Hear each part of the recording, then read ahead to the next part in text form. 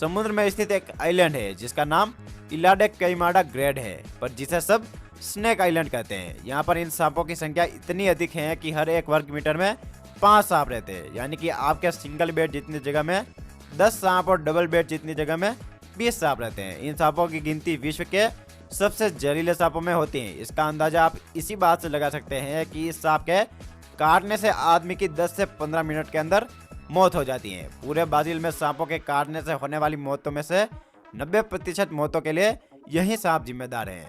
इस आइलैंड का एरिया 4,30,000 वर्ग मीटर है, यानी कि इस आइलैंड पर करीब 20 लाख जहरीले गोल्डन पिट वाइपर सांप रहते हैं। यहाँ पर सांप हर जगह दिखाई देते हैं। जहरीले सांपों की इतनी अधिक संख्या के कारण ब्राजीलियन नेवी की आम इंसानों पर इस आइलैंड पर जाना प्रतिबंध कर रखा है। केवल सर्प विशेषज्ञ और शोधकर्ताओं के लिए जाने की आज्ञा है, पर वो केवल तटीय इलाकों पे शोध करके ही लौट आते हैं। आइलैंड के ज्यादा अंदर जाने की किसी की हिम्मत नहीं होती है। Dolls island, Mexico.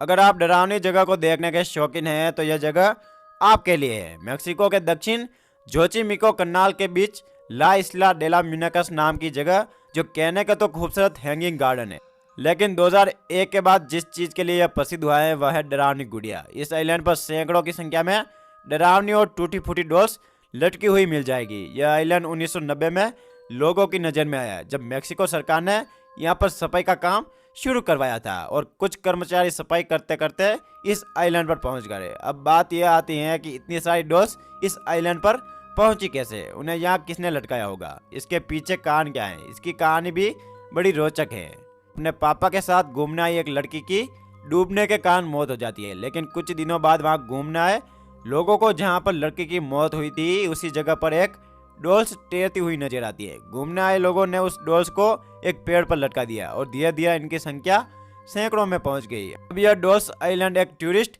डेस्टिनेशन बन चुका है। लोग यहाँ पर घूमने आते हैं, पर रात को यह आइलैंड वीरान ही रहता है। रात को आइलैंड पर केवल डॉल्स का राज चलता है। Rabbit island, Japan. ओकुनोशिमा एक ऐसा आइलैंड है घेर लेते हैं। रैबिट आइलैंड से जुड़ा एक तथ्य यह भी है कि द्वितीय विश्व युद्ध के दौरान जापान की सेना ने इस द्वीप पर गोपनीय रूप से 6000 टन से ज्यादा जहरीली गैसें बनाई थी। इसे आप जापान की संस्कृति कह सकते हैं कि इस द्वीप का सैन्य उपयोग हो जाने के बाद वहां की सरकार ने इसे मनोरंजन का केंद्र बनाया। हालांकि इस द्वीप में इतने खरगोश कहां से आए यह आज तक किसी को मालूम नहीं है। ऐसा कहा जाता है कि सेना से जुड़े लोग जो जहरीली गैसों के हथियार बनाते थे वे इन्हें पालने के लिए यहाँ लाए होंगे। लेकिन यह भी कहा जाता है कि उपयोग होने के बाद इस आइलैंड से लोगों को हटा दिया गया था। बाद में जहरीली गैस के प्रभाव की जांच करने के लिए यहाँ खरगोश छोड़ दिए गए थे, जिनकी आज लगभग अलग अलग कॉलोनियाँ बन चुकी हैं। इस छोटे से आइलैंड तक पहुँचने के लिए आपको नाव का सहारा लेना पड़ेगा।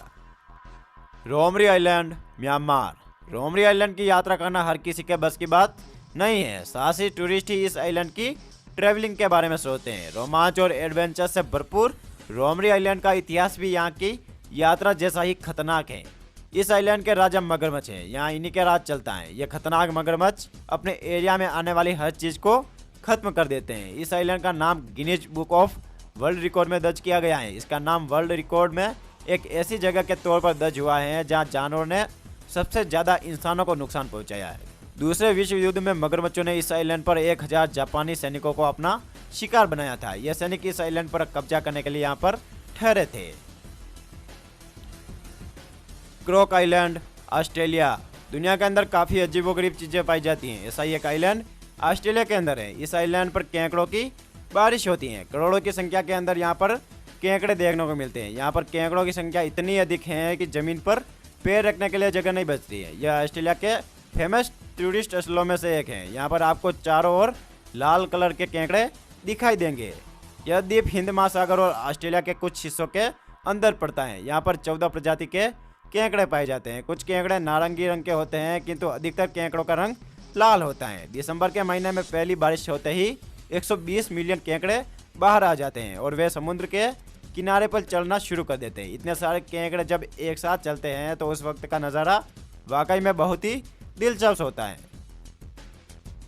दोस्तों, इनमें से आपको सबसे खतरनाक आइलैंड कौन सा लगा है हमें कमेंट करके ज़रूर बताना। उम्मीद करते हूँ आपको वीडियो पसंद आई होगी। अगर पसंद आए हैं तो लाइक करें और अपने दोस्तों के साथ शेयर करें और हमारे चैनल मिस्टर टीच हिंदी को सब्सक्राइब करना बिल्कुल ना भूलें। मैं मिलता हूँ एक और ऐसा ही इंटरेस्टिंग वीडियो के साथ, तब तक के लिए धन्यवाद।